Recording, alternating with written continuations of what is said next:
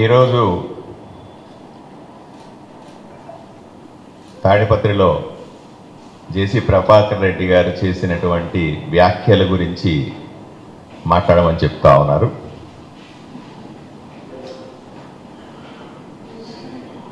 జేసీ ప్రభాకర్ రెడ్డి గారు ఆరోపణ చేస్తా ఉన్నారు. భారతీయ జనతా పార్టీ వచ్చి బస్సులు కాల్చేసింది, భారతీయ జనతా పార్టీ కార్యకర్తలు వచ్చి బస్సులు కాల్చేశారని చెప్తా ఉన్నారు. దీన్ని పూర్తిగా ఖండిస్తా ఉన్నా. భారతీయ జనతా పార్టీ కార్యకర్తలకు బస్సులు కాల్చే అలవాట్లు కానీ, గొడవలు చేసే అలవాట్లు కానీ, ఏదైనా కూల్చే అలవాట్లు లేనిటువంటి పార్టీ మాది. నిర్మాణాత్మకంగా ఆలోచన చేస్తాం. పార్టీ కార్యకర్తలు నిరంతరం దేశం కోసం, రాష్ట్రం కోసం, రాష్ట్ర రాజకీయాల్లో మార్పు కోసం ప్రయత్నం చేస్తుంటారు తప్ప ఏ రోజు కూడా ఇంకొక ఆస్తులను కూల్చాలనో, కాల్చాలనో, దౌర్జన్యాలు చేయాలనో, గొడవలు చేయాలనే ఆలోచనతో ఎప్పుడూ ఉండరు. ఈ విషయం ప్రభాకర్ రెడ్డి గారు అర్థం చేసుకోవాలి. రెండవది,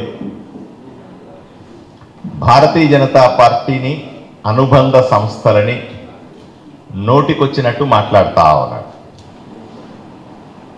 జేసీ ప్రభాకర్ రెడ్డిని నేరుగా హెచ్చరిస్తా ఉన్నా.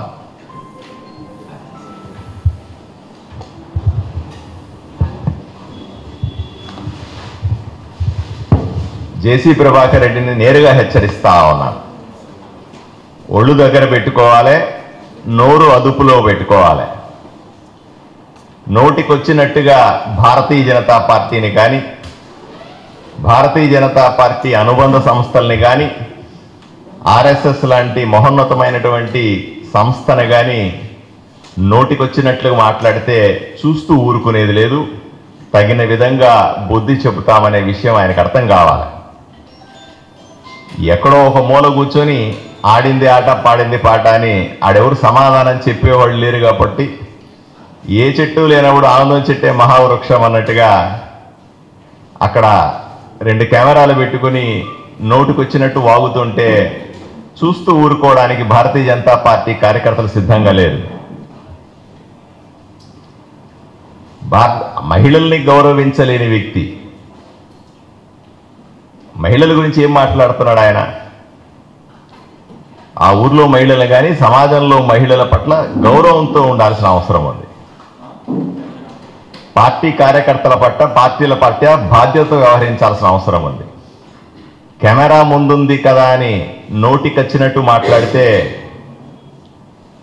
దాని పరిణామాలు చాలా తీవ్రంగా ఉంటాయని జేసీ ప్రభాకర్ రెడ్డిని హెచ్చరిస్తా ఉన్నాం.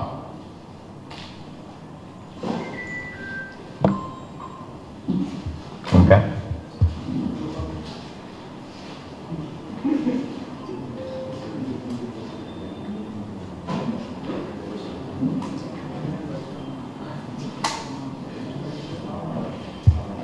ఆయన బస్సులు ఆపిన విషయంలో జగన్మోహన్ రెడ్డి బెటరు, మీరు ఒకే పార్టీలో ఉన్న కూటమిలో ఉన్న బీజేపీ నేతలు ఇలా వ్యవహరిస్తారన్న వైఖరి దాన్ని ఎట్లా చూస్తారు? ఇప్పుడు జగన్మోహన్ రెడ్డి ఆయన 5 ఏళ్ళు తిట్టుకున్నారు. ఈరోజు మళ్ళీ వచ్చి జగన్మోహన్ రెడ్డి బెటర్ అంటున్నాడు. ఏ రకంగా బెటర్ చెప్పాలి కదా. ఆయన బస్సులు ఆపేశాడు, వీళ్ళు వచ్చి బస్సులు కాల్చారు అంటున్నాడు. ఎవరు బస్సులు కాల్చారో ప్రభుత్వం విచారణ చేస్తుంది, పోలీసులు విచారణ చేస్తారు. మేము కూడా కోరుతా ఉన్నాం, బస్సులు కాల్చిన వాళ్ళని కఠినంగా శిక్షించాలని కోరుతా ఉన్నాం. బస్సుల్ని బీజేపీ కార్యకర్తలు కాల్చారు ఏం కలగన్నాడా? పోలీసు కేసు ఇవ్వడట, పోలీసులంటే గౌరవం లేదు, పోలీసు కేసు పెట్టడట, పోలీసుల్ని, ఎస్పీల్ని నోటుకొచ్చినట్టు మాట్లాడతాడు. ఈయన సభ్య సమాజంలో ఉన్నాడా, ప్రజాస్వామ్యంలో ఉన్నాడా, ఇంకా ఆటవిక రాజ్యంలో ఉన్నాడా? ఏం మాట్లాడుతా ఉన్నాడు ఈ మనిషి? ఇది సరైన పద్ధతి కాదు. ప్రజాస్వామ్యంలో వ్యవస్థలు ఉంటాయి, వ్యవస్థల మీద గౌరవం ఉండాలా, వ్యవస్థల్ని ముందు పెట్టి మంచి పరిపాలన చేయాల. అంతేగాని నేను వ్యవస్థలను నమ్మను, పోలీసులు నమ్మను, గవర్నమెంట్ నమ్మను, ఈయన ఎక్కడి నుంచైనా ఊడిపడ్డా? ఇది కూడా మంచిది కాదు. ప్రజాస్వామ్యంలో ప్రజాస్వామ్యబద్ధంగా నడుచుకోవాలని ఆయనకి హెచ్చరిస్తా ఉన్నాం, ఆయనకి సూచిస్తా ఉన్నాం. ఇప్పుడు నేరుగా కూటమిలో ఉన్న పార్టీని ఆయన టార్గెట్ చేసి మాట్లాడారు. మీరు టీడీపీ అధిష్టానం దృష్టి కూడా దీన్ని తీసుకెళ్తారా? టీడీపీ అధిష్టానం తీసుకెళ్ళడం అనేది మా అధ్యక్షురాలు, మా పార్టీ తప్పనిసరిగా చేస్తుంది. ఎందుకు చేయదు? ఒక కూటమిలో ఉన్నటువంటి ఒక మున్సిపల్ చైర్మన్, మాజీ ఎమ్మెల్యే నోటికొచ్చినట్టుగా కూటమి గురించి, కూటమి పార్టీని ఆయన మాట్లాడుతున్నది బీజేపీ గురించి మాట్లాడుతా ఉన్నాడు. బీజేపీ గురించి మాట్లాడేటువంటి అర్హతలు ఏమున్నాయి ప్రభాకర్ రెడ్డి చెప్పండి? దేశంలోనే పెద్ద పార్టీ, ప్రపంచంలోనే పెద్ద పార్టీ. ఈయన మున్సిపల్ చైర్మన్ అయితే ఇట్లాంటి మున్సిపాలిటీ చైర్మన్లు భారతీయ జనతా పార్టీలో దేశమంతా కొన్ని వందల మంది ఉన్నారు.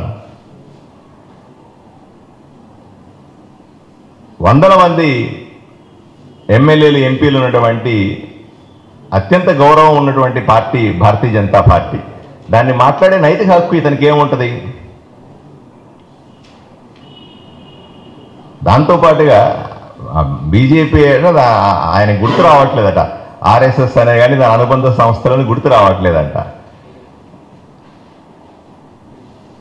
ఇవన్నీ కూడా అహంకారపూరితమైనటివి. ఇంత అహంకారం రాజకీయాల్లో పనికిరాదు.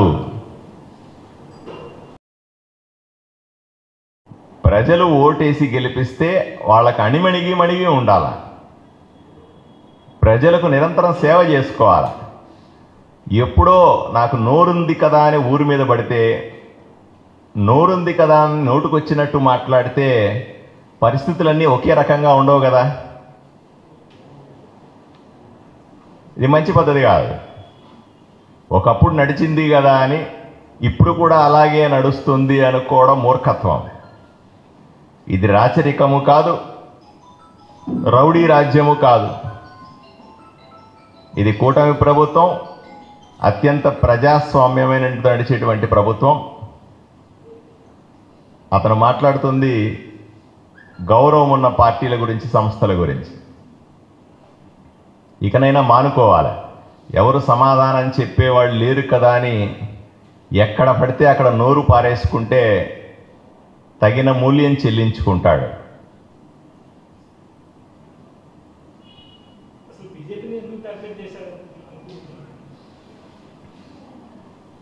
బీజేపీని ఎందుకు టార్గెట్ చేశారు ఆయన్ని అడగాలి.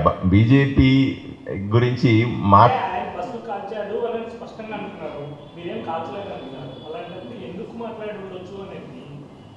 ఆయన్నే అడగాలి. ఇప్పుడు బీజేపీ కార్యకర్తలు ఆయన బస్సులు కాల్చాల్సిన అవసరం లేదు.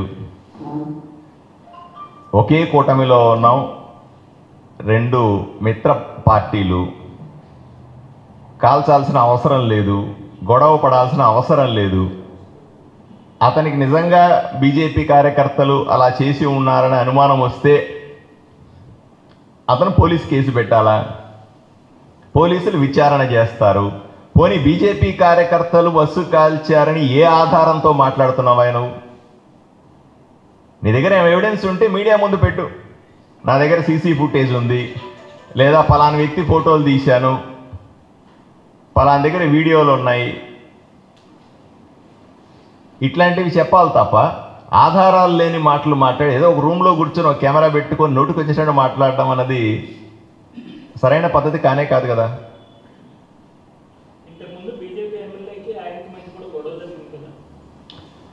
పార్టీల మధ్య 100 గొడవలు ఉంటాయి. పార్టీల మధ్య గొడవల్ని ఇప్పుడు ఆయన ఒక పార్టీలో ఉన్నాడు, భారతీయ జనతా పార్టీ ఆయన సిద్ధాంతాలు వేరే, భారతీయ జనతా పార్టీ సిద్ధాంతాలు వేరే అయి ఉండవచ్చు. రెండు పార్టీల మధ్య జరుగుతున్నటువంటి సైద్ధాంతిక విభేదాల్లో ఇంతకుముందు విమర్శించుకుని ఉండొచ్చు కూడా. అంతలో మాత్రాన పొత్తు వచ్చిన తర్వాత, ఒక కూటమి ఏర్పడిన తర్వాత, కూటమిలో అతిపెద్ద మెజారిటీతో గెలిచిన తర్వాత ఈరోజు ఆయన చేస్తున్న వ్యాఖ్యలు ప్రజాస్వామ్యబద్ధంగా లేవు. నోరు అదుపులో ఉండాలి ఎవరికైనా సరే, ఒక రాజకీయ నాయకుడికైనా సరే. మనల్ని చూసి 10 మంది రాజకీయ నాయకులు 10 మంది పౌరులు మెచ్చుకునే విధంగా ఉండాలి. అలా కాకుండా బరిదిగించినట్టుగా రౌడీలు గూండాలు వాడే భాష మాట్లాడతా ప్రజానాయకులుగా ఎట్లా చలామణి అవుతారు? ఇది ప్రజాస్వామ్యంలో ఒప్పుకోం, ఎట్టి పరిస్థితుల్లో ఒప్పుకోం. భారతీయ జనతా పార్టీ ఇటువంటి పదజాలం వాడడం, ఇటువంటి దూషణలు చేయడం, ఈ రకంగా వ్యవహారం చేయడాన్ని ఒప్పుకోదు. అది ఏ పార్టీలో ఉన్నా సరే. మొన్ననే కదా గెలిచిన తర్వాతే కదా బీజేపీ ఎమ్మెల్యే జేసీ దివాకర్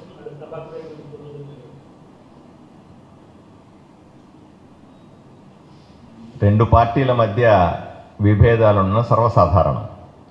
కూటమిలో పార్టీ నాయకుల మధ్య సాధారణంగానే అభిప్రాయ భేదాలు ఉంటాయి. వాటిని పరిష్కరించుకునే పద్ధతులు కూడా ఉంటాయి. కూటమి చంద్రబాబు నాయుడు గారు స్పష్టంగా చెప్పారు, రాబోయే 25 సంవత్సరాల పాటు ఈ కూటమిని కొనసాగించాలా అని గౌరవ ముఖ్యమంత్రి చంద్రబాబు నాయుడు గారు కానీ, గౌరవ ఉప ముఖ్యమంత్రి పవన్ కళ్యాణ్ గారు కానీ ఇద్దరు కూడా చాలా స్పష్టంగా చెప్తా ఉన్నారు. ఇక్కడ కూటమి సమస్య కాదు, అతని వ్యక్తిగత సమస్య. ఇది కూటమిలో అందరూ అలా లేరు, అతని వ్యక్తిగత సమస్య. ఏదో మనసులో పెట్టుకొని, లేదా నేను ఏం మాట్లాడినా ఎవరు పట్టించుకోరులేనో, నేను ఏం మాట్లాడినా నడుస్తుంది లేనో భారతీయ జనతా పార్టీ మీద నోటికొచ్చినట్టు మాట్లాడితే ఎలా?